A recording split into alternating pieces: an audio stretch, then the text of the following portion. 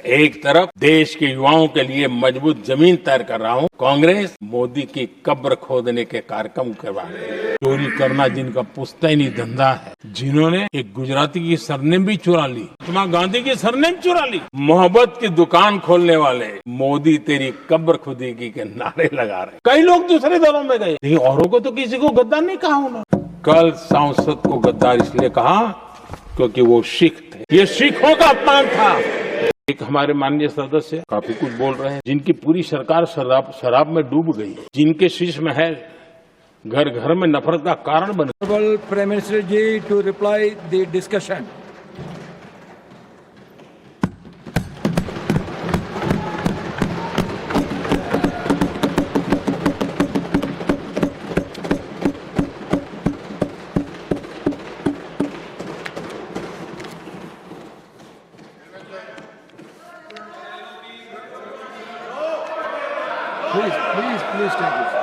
Please take your seat. No, please take your seat. Now, when the Prime Minister is on his legs, please take your seat. आदरणीय सभापति जी,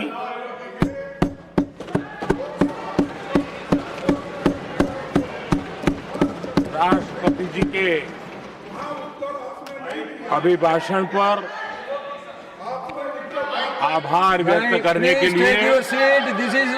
This is not correct. Please take your seat. This is not correct. Please take your seat. No. Please take your seat. आप बैठिए please, आप बैठिए please. Prime minister is on his legs, please आप बैठिए, please आप बैठिए।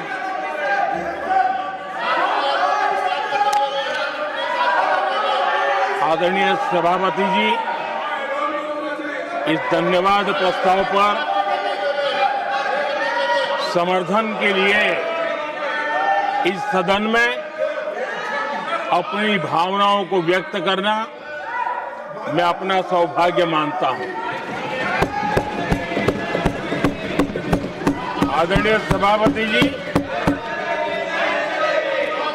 विकसित भारत की यात्रा में बीते वर्ष देश के तेज प्रगति से विकास के वर्ष रहे हैं। Nothing will go on record except Prime Minister's जीवन speech. के हर क्षेत्र में, समाज के हर वर्ग को उनके जीवन में परिवर्तन का एक कालखंड रहा है। एक सही दिशा में तेज गति से देश आगे बढ़ रहा है। आदरणीय राष्ट्रपति जी ने बहुत ही बढ़िया तरीके से पूरी संवेदनशीलता के साथ उन्होंने This is not correct. इस You विषय please को sit your seat. हम please. सबके सामने प्रस्तुत किया है। आदरणीय सभापति जी, मेरी एक प्रार्थना है, आदरणीय खड़गे जी की उम्र देखते हुए वो बैठ करके भी नारे बोल सकते हैं तो अच्छा होगा, ताकि उनको कष्ट न हो। पीछे नौजवान बहुत लोग हैं,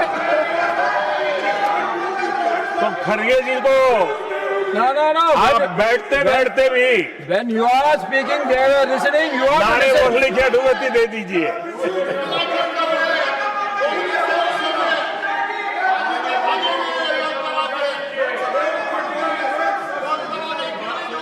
आदरणीय सभापति जी, राष्ट्रपति जी ने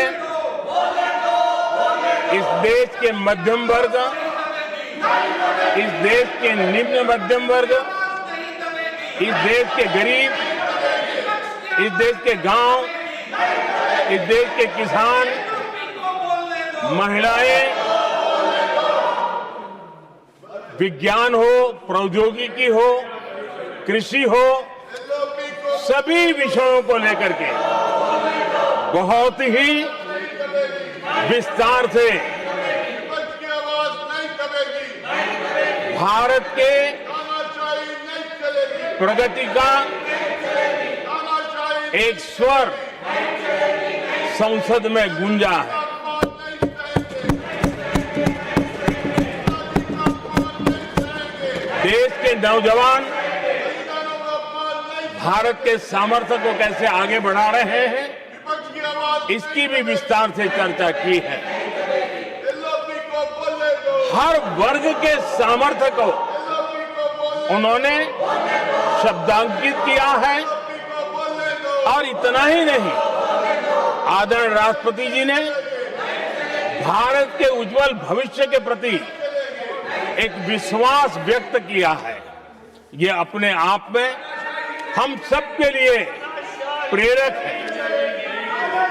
आदरणीय सभापति जी, 21वीं सदी का प्रथम क्वार्टर पूरा हो चुका है, लेकिन ये दूसरा क्वार्टर जैसे पिछली शताब्दी में भारत की आजादी के जंग में दूसरा क्वार्टर बहुत ही निर्णायक बना था। मैं साफ साफ देख रहा हूं कि विकसित भारत के निर्माण की दिशा में ये दूसरा क्वार्टर भी उतना ही सामर्थ्यवान होने वाला है, उतना ही तेज गति से आगे बढ़ने वाला है। और इसलिए आदरणीय सभापति जी, राष्ट्र का हर व्यक्ति ये महसूस कर रहा है कि एक अहम पड़ाव पर हम पहुंच चुके हैं। अब न हमें रुकना है, न हमें पीछे मुड़ करके देखना है। I will not go ahead to what you are doing. आगे ही आगे देखना Please है बैठिए. I am not going to let गति you से चलना now. है। You please बैठिए. और लक्ष्य को प्राप्त करके ही हमें सांस लेनी है। उस दिशा में हम आगे बढ़ रहे हैं। Nothing should go on without except the Prime Minister's speech.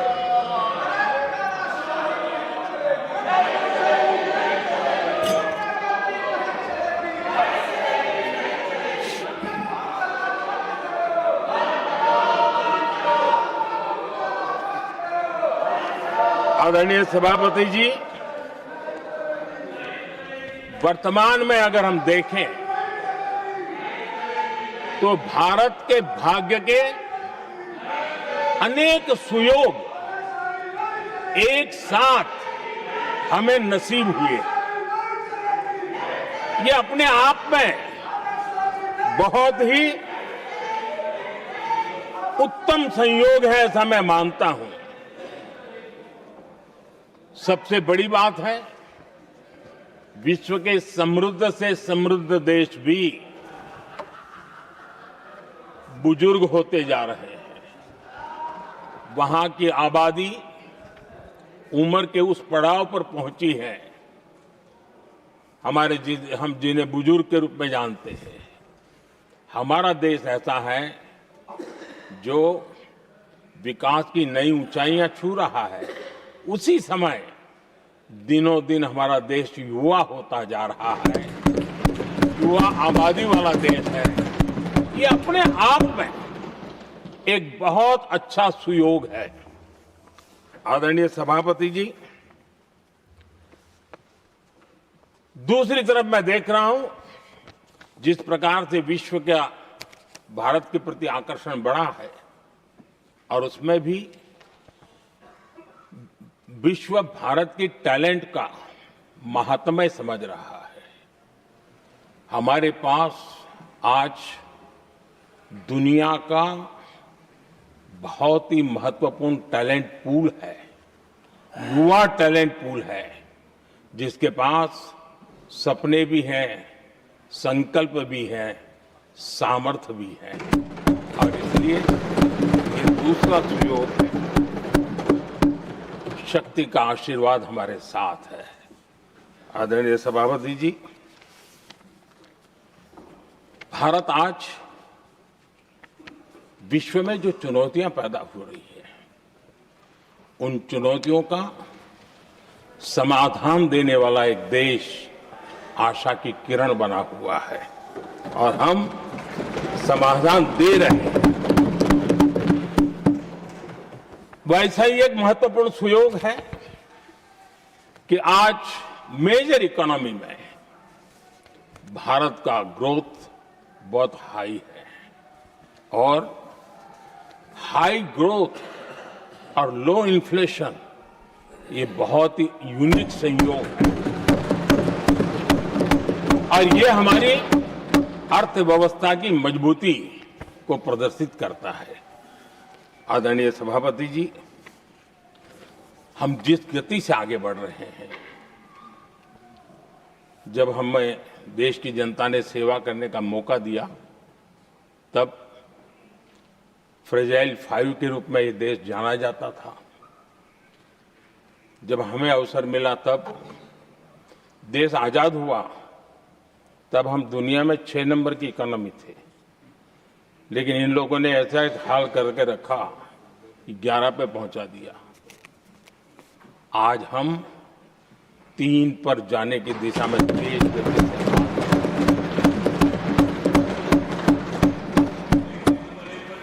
आदरणीय सभापति जी, आज कोई भी सेक्टर देश कीजिए, चाहे साइंस हो, चाहे स्पेस हो, चाहे स्पोर्ट्स हो, हर क्षेत्र में आज भारत एक कॉन्फिडेंस के साथ, आत्मविश्वास से भरा हुआ भारत है।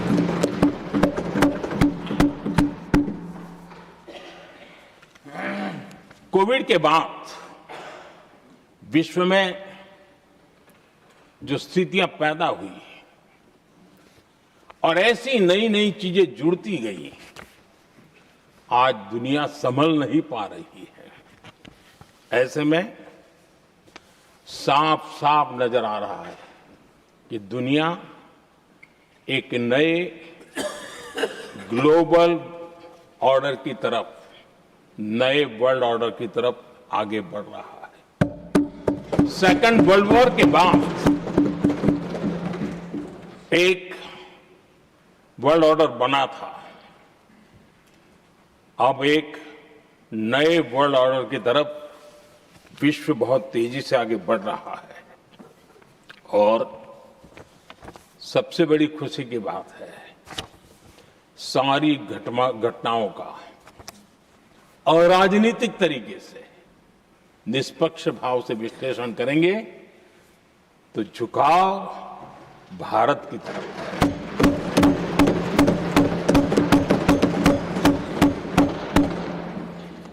विश्व मित्र के रूप में, विश्व बंधु के रूप में आज भारत अनेक देशों का विश्वस्त पार्टनर बना है और हम कंधे से कंधा मिला करके विश्व कल्याण की दिशा में भी अपनी उचित भूमिका निभा रहे हैं, अपने सामर्थ्य से सहाय भी कर रहे हैं। आदरणीय सभापति जी, आज पूरा विश्व ग्लोबल साउथ की चर्चा करता है, लेकिन उस चर्चा के सूत्रधार के रूप में आज भारत वैश्विक मंचों पर ग्लोबल साउथ की बुलंद आवाज बन गया है।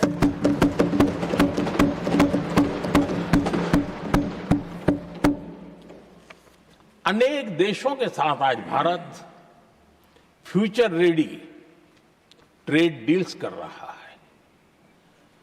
पिछले कुछ ही समय में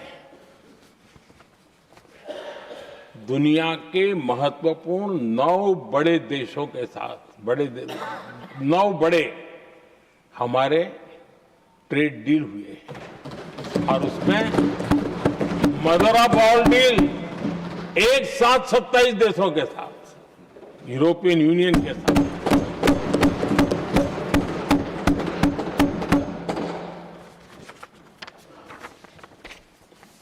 जो लोग थक गए,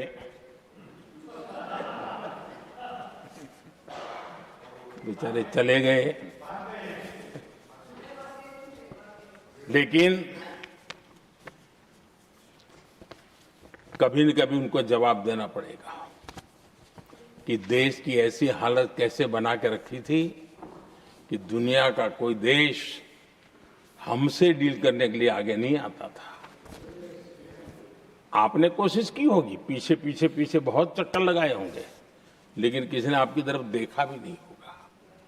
क्या स्थिति ऐसे पैदा की? दुनिया के देश ऐसे ही भारत के साथ डील नहीं कर रहे हैं। आदरणीय सभापति जी, इसके पीछे सबसे बड़ी बात, डेवलप कंट्रीज एक डेवलपिंग कंट्री के साथ डील करता है ना, वो अपने आप में भी अर्थ जगत के लिए एक बहुत बड़ा डील है। और मेरे लिए नई बात नहीं है। जब मुझे गुजरात में सेवा करने का अवसर मिला था तो मैं एक वाइब्रेंट गुजरात समिट करता था और मेरे लिए गर्व की बात थी कि एक स्टेट, हिंदुस्तान का एक स्टेट, मेरी इस वाइब्रेंट समिट के partner country, develop country Japan हुआ करता था। एक राज्य ने सामर्थ्य दिखाया था, आज मेरा देश ये सामर्थ्य दिखा रहा है। ये तब होता है जब आपके पास आर्थिक सामर्थ्य हो, आपके पास आपके नागरिकों के अंदर, देशवासियों में एक ऊर्जा हो और खास करके मैन्युफैक्चरिंग के लिए एक मजबूत इकोसिस्टम हो, तब जाकर के विश्व आपके साथ डील करने के लिए आगे आता है। वोट बैंक की राजनीति में डूबे हुए लोगों ने कभी भी देश के ऐसे अनेक पहलुओं पर मजबूती देनी चाहिए, ये कभी उनकी प्राथमिकता नहीं रही और उसी का परिणाम है। और जहां तक कांग्रेस पार्टी का सवाल है, मैं साफ साफ कहना चाहता हूं और मेरे शब्दों पे भरोसा नहीं है तो मैं देश को, लोगों को कहूं कुछ मत करो, सिर्फ लाल किले से कांग्रेस के प्रधानमंत्रियों के जो भाषण है, सिर्फ उन भाषणों का एनालिसिस कर लो, आपको साफ साफ लगेगा कि न उनके पास कोई सोच थी, न उनके पास कोई विजन था और न ही कोई इच्छा शक्ति थी।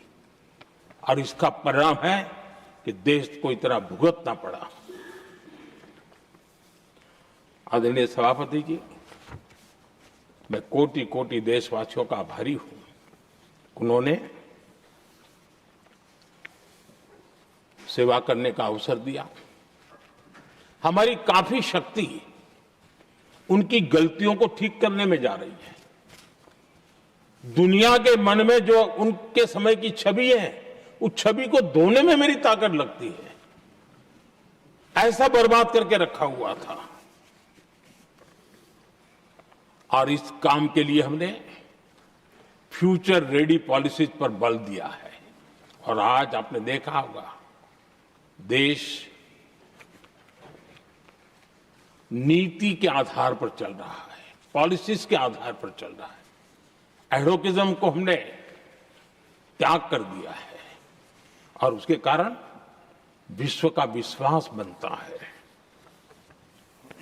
हमने रिफॉर्म, परफॉर्म, ट्रांसफॉर्म के मंत्र को लेकर के आगे बढ़े और आज स्थिति ऐसी है कि देश रिफॉर्म एक्सप्रेस पर सवार हो चुका है।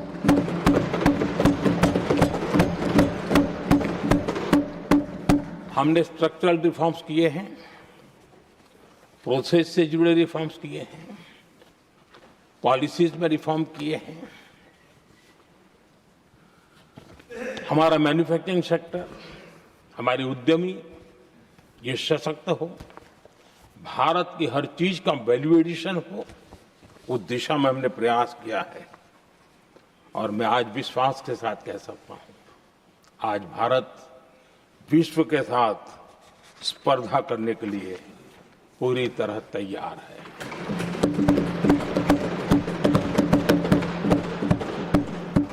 जब मैं विश्व के सीईओ फोरम की समिट देखता हूं, आज दुनिया हमारे उद्यमियों को समानता के रूप में देखती है।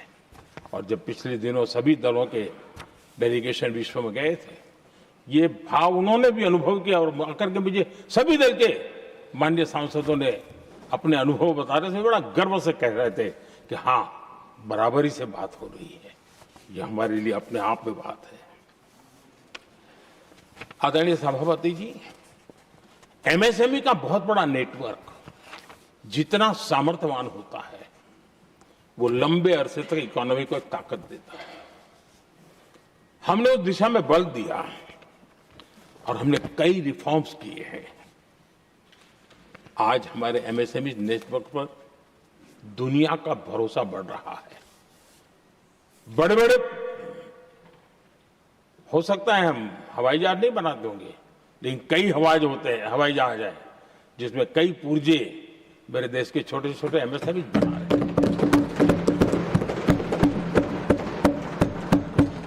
आदरणीय सभापति जी, देश में हुए इन प्रयासों का नतीजा सबके सामने है। बड़े बड़े देश भारत के साथ व्यापारिक संबंध बनाने के लिए बहुत ही आतुर है। यूरोपीय संघ का ट्रेड डील हो, अमेरिका के साथ अभी अभी हुआ जो ट्रेड डील हो, और कल हमारे पीयूष जी ने सदन में विस्तृत जानकारी भी दी है। और पूरा विश्व खुल करके इस ट्रेड डील का तारीफ कर रहा है। और उसमें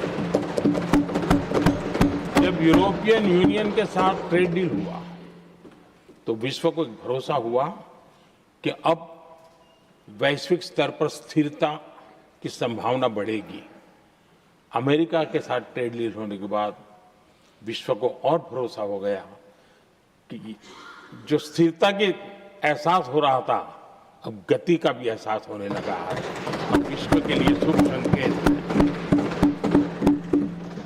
आदरणीय सभापति जी, इसका सबसे बड़ा लाभ हमारे देश के नौजवानों को होगा।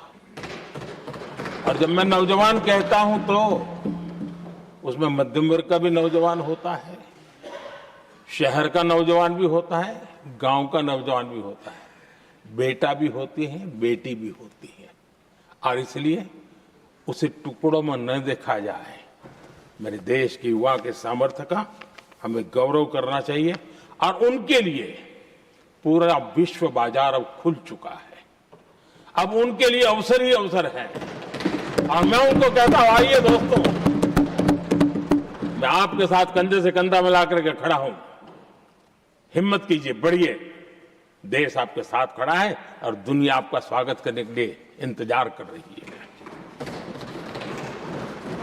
आदरणीय सभापति जी, जिस प्रकार से दुनिया में हमारे युवा प्रोफेशनल्स की मांग बढ़ रही है, इवन केयर गिवर्स की मांग बढ़ रही है।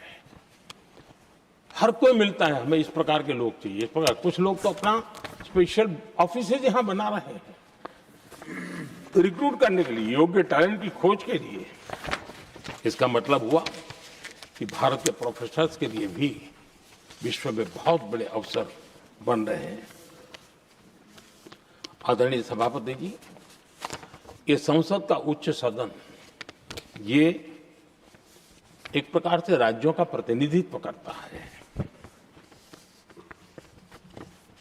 और जो चर्चा की बारीकियां मैंने देखी, मेरा मन कहता है कि थोड़ा स्तर इसका ऊपर होना चाहिए था, और वहां से तो ज्यादा होना चाहिए। वो तो कितने साल तक सरकारों में रहे हैं, वहां से जरा चर्चा का स्तर ऊंचा होना चाहिए था, लेकिन उन्होंने ये मौका भी गंवा दिया। देश उन पर कैसे भरोसा कर सकता है। आदरणीय सभापति जी, मैं कल एक माननीय सदस्य को सुन रहा था। यूं तो वो अपने आप को राजा कहलाने में बहुत गर्व करते हैं, लेकिन वे आर्थिक असमानता की चर्चा कर रहे थे। बताइए, जो खुद को राजा माने और वो आर्थिक असमानता की बात करे, तो आपको लगता है कि क्या यही देखने के बाकी रह गए थे क्या? आदरणीय सभापति जी, हमारे टीएमसी के साथियों ने काफी कुछ कहा। जरा खुद तो अपने गरेबा में देखें। निर्मम सरकार पतन के जितने भी पैरामीटर्स हैं, उन सब पैरामीटर्स में नए नए रिकॉर्ड बनाते जा रहे हैं, और यहां उपदेश दे रहे हैं।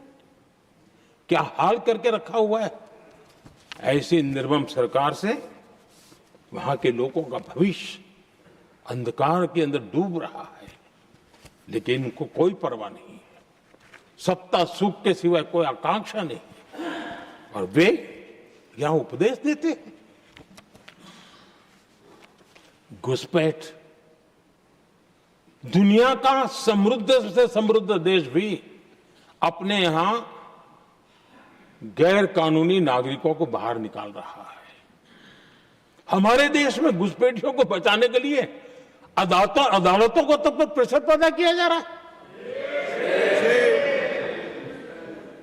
मेरे देश का नौजवान कैसे ऐसे लोगों को माफ करेगा जो घुसपैठियों की वकालत करने के लिए ताकत लगा रहे हैं। और घुसपैठिए मेरे देश के नौजवानों के हक छीन रहे हैं, उनकी रोजी रोटी छीन रहे हैं, आदिवासियों की जमीन छीन रहे हैं। बेटे बेटियों की जिंदगी पर खतरे पैदा हो रहे हैं, लेकिन उनके लिए महिलाओं पर अत्याचार होते रहे। सत्ता नीति के सिवाय कुछ करना नहीं, और वो यहां पर हमें उपदेश दे रहे हैं। और ऐसे चिंताजनक सभी विषयों पर आंखें मूंद करके बैठे हुए वो लोग हैं। एक हमारे माननीय सदस्य काफी कुछ बोल रहे थे, जिनकी पूरी सरकार शराब में डूब गई, जिनके शीश महल घर घर में नफरत का कारण बन गए, और शायद उनको ब्लैक शब्द ज्यादा पसंद है। हर एक अपना अपना एक भूतकाल होता है।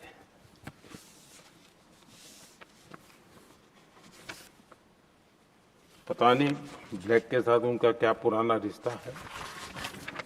आदरणीय सभापति जी, ऐसे सभी साथियों से मैं आज जरूर कहूंगा, तुम कितना दुनिया को धोखा दोगे, तुम कितना दुनिया को धोखा दोगे। आईना देख लिया तो अपनी सच्चाई कहां छिपाओगे।